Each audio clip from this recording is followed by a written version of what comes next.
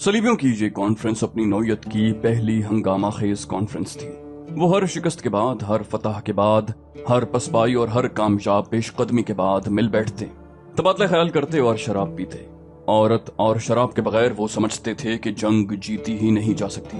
अपनी बेटियों को मुसलमानों के इलाकों में जासूसी, तखरीबकारी और मुसलमान हुक्काम की किरदार कुशी के लिए भेजते थे और खुद अपने कब्जे में लिए हुए इलाकों से मुसलमान लड़कियां अगवा करके उन्हें तफरीह का जरिया बनाते। जासूसों ने जब उन्हें ये बताया था कि सलाहुद्दीन अय्यूबी कहता है कि सलीबी इस्मतों के व्यापारी और मुसलमान इस्मतों के मुहाफिज हैं, तो सलीबी हुक्मरान और कमांडर बहुत हंसे।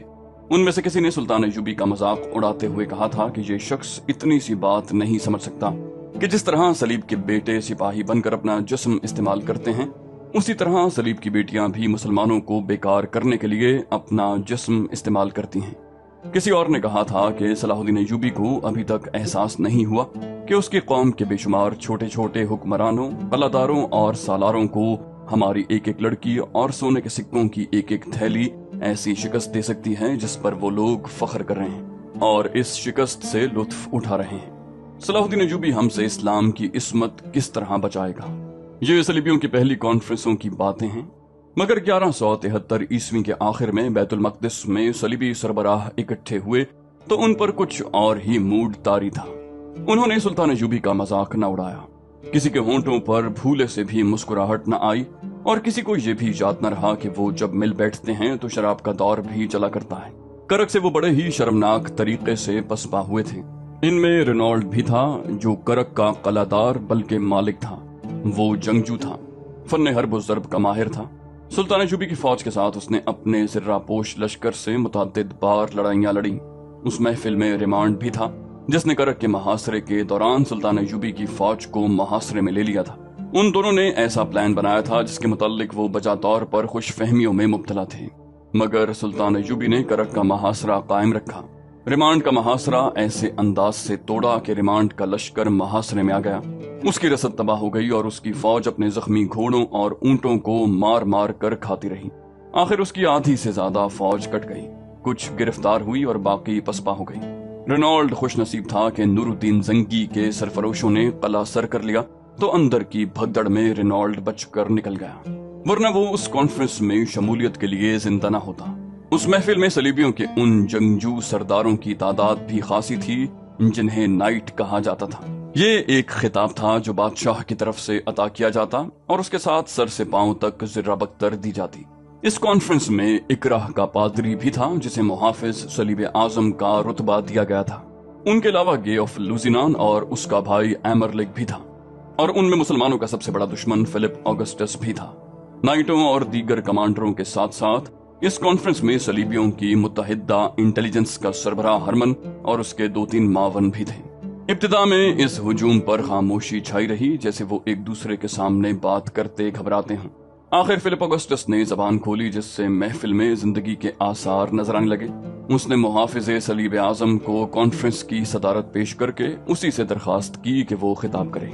इकरा के पादरी ने कहा, इन लोगों से मुखातिब होते हुए मुझे शर्म महसूस हो रही है, जिन्होंने अपनी कस्में तोड़ी, अहद तोड़े और बैतुल मक़दिस में जिंदा और तंदुरुस्त आ बैठे। मैं यसु मसीह के आगे शर्मसार हूँ और मैं सलीब को देखता हूँ तो मेरी नजरें झुक जाती हैं।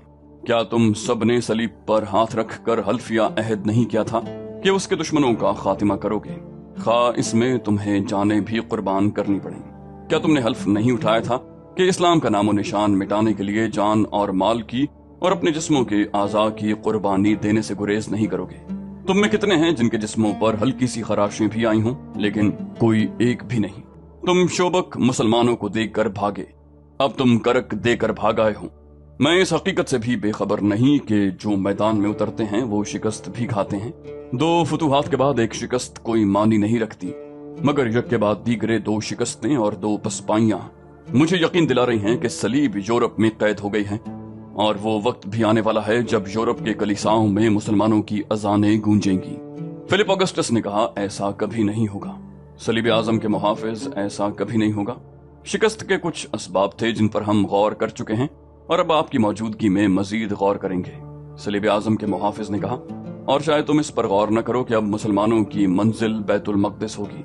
کیا تم اس حقیقت سے بے خبر ہو کہ صلاح الدین ایوبی بیت المقدس لینے کی قسم کھا چکا ہے؟ کیا تم نہیں جانتے کہ بیت المقدس مسلمانوں کا قبلہ اول ہے جس کی خاطر وہ اپنے بچوں تک کو ذبح کر ڈالیں گے؟ فلپ اگسٹس نے کہا، ہم نے مسلمانوں میں غداری کا بیج ڈال دیا ہے۔ ہم نے مسلمانوں میں اتنے غدار پیدا کر لیے ہیں جو صلاح الدین ایوبی اور نور الدین زنگی کو بیت المقدس کے راستے پر ڈال کر انہیں راستے میں ہی پیاسا مار ڈالیں گے۔ صلیب اعظم کے محافظ نے کہا، پھر یہ کون سے مسلمان ہیں جنہوں نے تم سے 2 اتنے مضبوط قلعے لے لیے ہیں؟ اس حقیقت کو مت بھولو کہ مسلمان انتہا پسند قوم ہیں۔ مسلمان غداری پر آتا ہے تو اپنے بھائیوں کی گردن پر چھری چلا دیتا ہے، مگر اس میں جب قومی جذبہ بیدار ہو جاتا ہے تو اپنی گردن کاٹ کر گناہوں کا کفارہ ادا کر دیا کرتا ہے۔ مسلمان اگر غدار بھی ہو جائے تو اس پر اعتماد نہ کرو، دور نہ جاؤ، گزرے ہوئے صرف 10 سالوں کے واقعات پر نظر ڈالو۔ اسلام کے غداروں نے تمہیں کتنے علاقے دلوائے ہیں؟ کیا تم میں ہمت ہے کہ مصر میں قدم رکھو؟ آج مسلمان فلسطین میں بیٹھے ہیں، کل تمہارے سینے پر بیٹھے ہوں گے۔ یاد رکھو میرے دوستو، اگر صلاح الدین ایوبی اور نور الدین زنگی نے تم سے بیت المقدس لے لیا تو وہ تم سے یورپ بھی لے لے گا، لیکن سوال فلسطین اور یورپ کا نہیں، سوال زمین کے ٹکڑوں کا نہیں۔ اصل مسئلہ صلیب اور اسلام کا ہے۔ یہ 2 مذہبوں اور نظریوں کی جنگ ہے، 2 میں سے ایک کو ختم ہونا ہے۔ کیا تم صلیب کا خاتمہ پسند کرو گے؟ محفل میں جوش و خروش پیدا ہو گیا۔ نہیں مقدس باپ، ایسا کبھی نہیں ہوگا۔ اتنی زیادہ مایوسی کی کوئی وجہ نہیں۔ محافظ صلیب اعظم نے کہا، پھر تم ان وجوہات پر غور کرو جو تمہاری پسپائی کا باعث بنی ہیں۔ میں تمہیں جنگ کے متعلق کوئی سبق نہیں دے سکتا۔ میں نظریات کے محافظ کا سپاہی ہوں، میں کلیسا کا محافظ ہوں۔ مجھے کلیسا کی کنواریوں کی قسم 10 کٹر مسلمان میرے سامنے لے آؤ، انہیں صلیب کا پجاری بنا لوں گا۔ ذرا اس پر غور کرو کہ تمہارے اتنے بڑے بڑے لشکر جو ذرہ پوش بھی ہیں، مسلمانوں کی مختصر سی فوج کا مقابلہ کیوں نہیں کر سکتے؟ تمہارے 500 سواروں کو 100 پیادہ مسلمان کیوں شکست دیتے ہیں؟ صرف اس لیے کہ مسلمان مذہب کے جنون سے لڑتے ہیں۔ وہ تمہارے مقابلے میں آتے ہیں تو قسم کھا لیتے ہیں کہ فتح یا موت۔ میں نے سنا ہے کہ ان کے چھاپا مار تمہارے عقب میں چلے جاتے ہیں اور تمہاری کمر توڑ کر تمہارے تیروں سے چھلنی ہو جاتے ہیں یا نکل جاتے ہیں۔ ذرا سوچو کہ 10-10 12-12 آدمی تمہارے ہزاروں کے لشکر میں کس طرح گھس آتے ہیں۔ یہ محض مذہبی جنون ہے۔ وہ سمجھتے ہیں کہ خدا بھی ان کے ساتھ ہے اور خدا کا رسول بھی ان کے ساتھ ہے۔ ایسی دلیرانہ کارروائیوں میں وہ اپنے کمانڈروں سے نہیں، قرآن سے حکم لیتے ہیں۔ میں نے قرآن کا مطالعہ بہت غور سے کیا ہے۔ ہمارے خلاف جنگ کو قرآن جہاد کہتا ہے اور ہر مسلمان پر جہاد فرض کر دیا گیا ہے، حتیٰ کہ جہاد کو نماز یعنی عبادت پر فوقیت حاصل ہے۔ تم بھی جب تک اپنے آپ میں یہی جنون پیدا نہیں کرو گے، اسلام کا تم کچھ نہیں بگاڑ سکتے۔ کچھ ایسے ہی جذباتی اور حقیقی الفاظ تھے جن سے اکراہ کے پادری نے اپنے شکست خوردہ حکمرانوں اور کمانڈروں کو بھڑکانے اور ان میں نئی روح پھونکنے کی کوشش کی، اور وہ یہ کہہ کر چلا گیا کہ اب آپس میں بحث مباحثہ کرو کہ تمہاری شکست کے اسباب کیا تھے اور اس کی ذمہ داری کس کس پر عائد ہوتی ہے، اور اس شکست کو فتح میں کس طرح بدلا جا سکتا ہے۔ بیت المقدس کو زندگی اور موت کا مسئلہ بنا لو۔ صلاح الدین ایوبی فرشتہ نہیں، تمہاری طرح ایک انسان ہے۔ اس کی طاقت صرف اس میں ہے کہ ایمان کا پکا ہے۔ پادری کے جانے کے بعد کانفرنس میں جو گرما گرمی پیدا ہوئی وہ اس لحاظ سے تاریخی نوعیت کی تھی کہ اس میں کچھ فیصلے کیے گئے۔ ان میں ایک فیصلہ یہ تھا کہ جوابی حملہ نہ کیا جائے، بلکہ ایوبی اور زنگی کے لیے انگیخت پیدا کی جائے کہ وہ پیش قدمی کریں اور حملے جاری رکھیں۔ انہیں مستقر سے دور لایا جائے اور بکھیر کر لڑایا جائے۔ اس طرح ان کی رسد کے راستے لمبے اور غیر محفوظ ہو جائیں گے۔ اس کے ساتھ یہ فیصلہ ہوا کہ یونانیوں، بازنطینیوں اور فرینکوں کو فوری طور پر تیار کیا جائے کہ سمندر کی طرف سے مصر پر بحری حملہ کریں اور ساحل پر فوج اتار کر مصر کے شمال مشرق کے اتنے سے علاقے پر قبضہ کر لیں جسے مضبوط اڈا بنا لیا جائے۔ اسے فلسطین کے دفاع اور مصر پر جارحیت کے لیے استعمال کیا جائے گا۔ اہم فیصلہ یہ ہوا کہ اسلامی علاقوں میں اخلاق کی تخریب کاری تیز کرا دی جائے اور نظریاتی حملے اور شدید کر دیے جائیں۔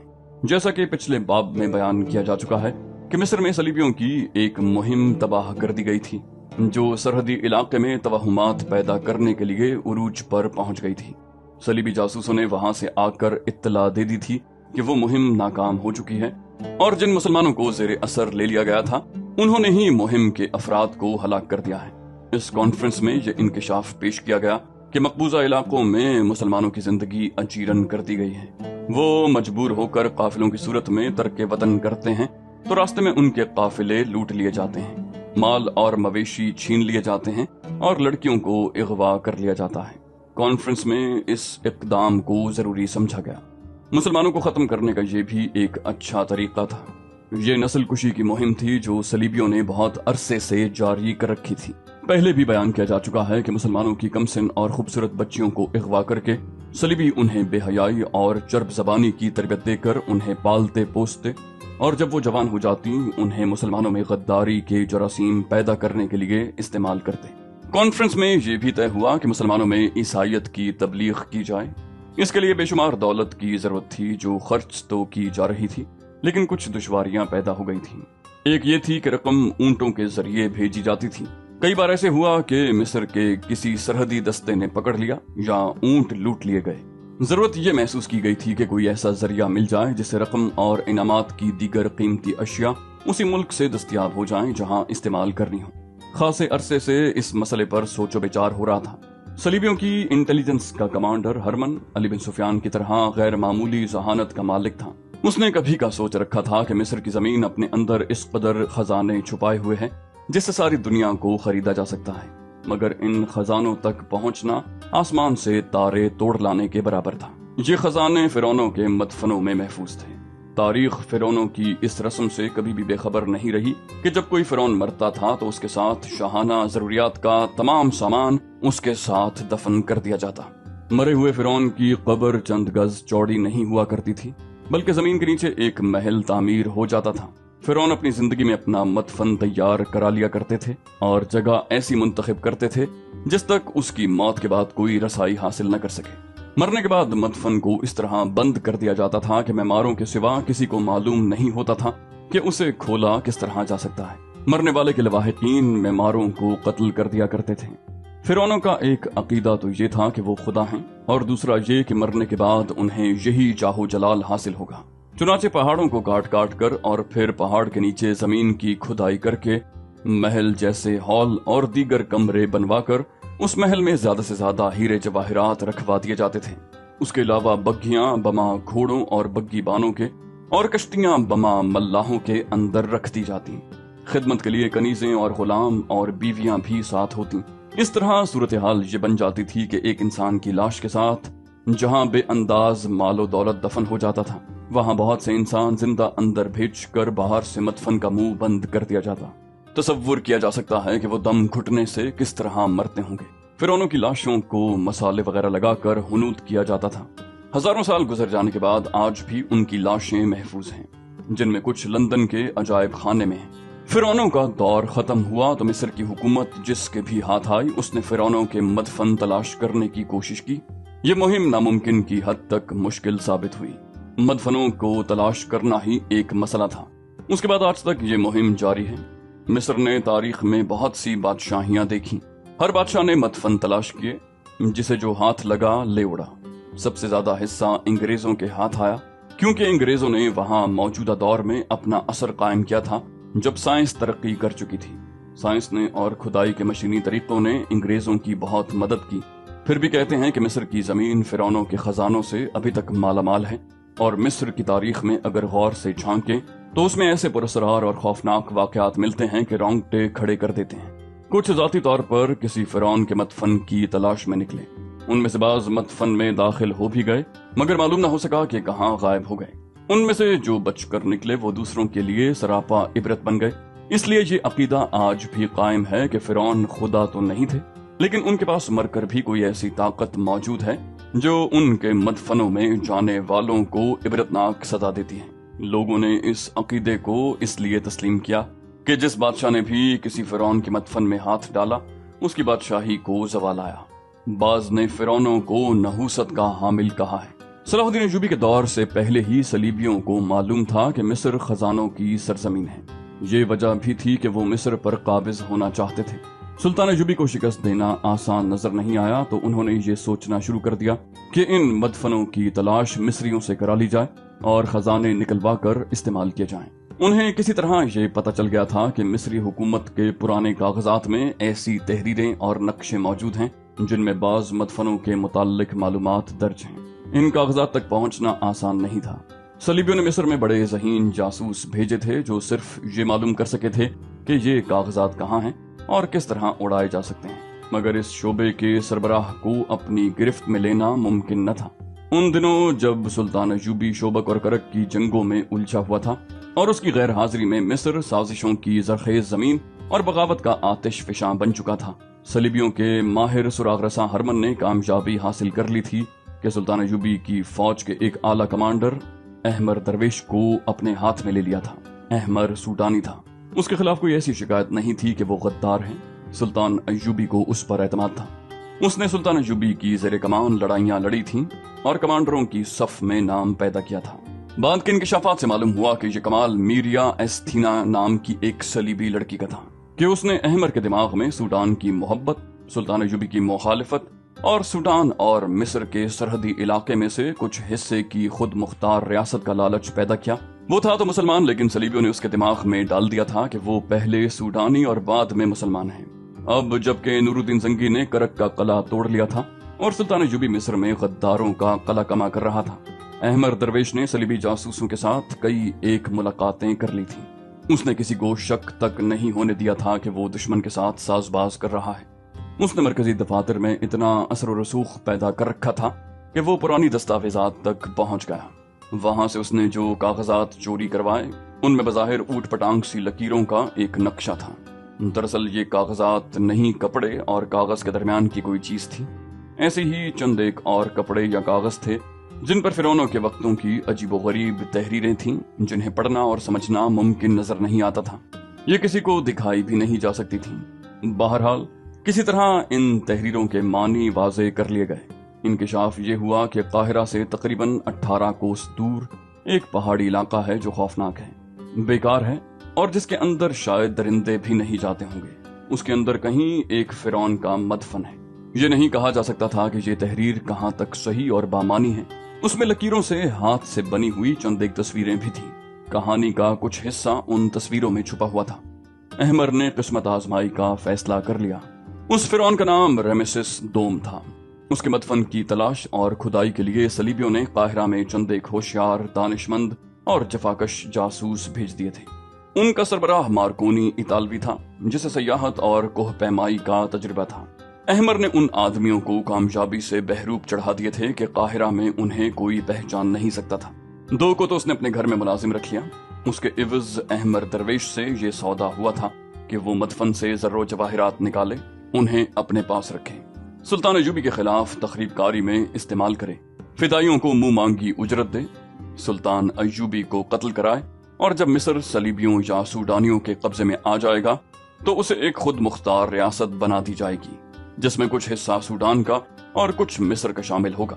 उसे ये भी कहा गया था कि इस तलाश के दौरान अगर सुल्तान अय्यूबी सलीबियों पर या सूडानियों पर हमला करे तो अहमर अपने ज़ेरे ज़मीन दस्तों को सुल्तान अय्यूबी की जंगी चालों के उलट इस्तेमाल करे। अहमर दरवेश का दिमाग इतने बड़े लालच के जादू की गिरफ्त में आ चुका था और उसने मार्कोनी को उन दो सलीबियों के साथ जो उनके नौकरों के बहरूप में उसके घर में थे नक्शा देकर मदफन की तलाश की मुहिम पर रवाना कर दिया था। एक जासूस की वसातत से उसने हरमन को इत्तला भेज दी थी कि तलाश शुरू हो चुकी है। हरमन ने इस कॉन्फ्रेंस में सलीबी हुक्मरानों वगैरह को बता दिया था कि अगर ये मदफन बेनकाब हो गया तो इससे बरामद होने वाली दौलत से मिस्र की जड़ें मिस्रियों के ही हाथों खोखली की जा सकेंगी। तो दोस्तों ये थी हमारी आज की एपिसोड। उम्मीद करते हैं आपको हमारी एपिसोड पसंद आई होगी। जाने से पहले इस वीडियो को लाइक, शेयर और कमेंट करना मत भूलिए और अगर आप हमारे चैनल पर नए हैं तो इसे सब्सक्राइब कीजिए और बेल आइकन पर क्लिक कीजिए ताकि आपको तमाम वीडियोस फौरन मिलती रहें। अगली वीडियो तक के लिए अपना ख्याल रखिए। अल्लाह हाफिज।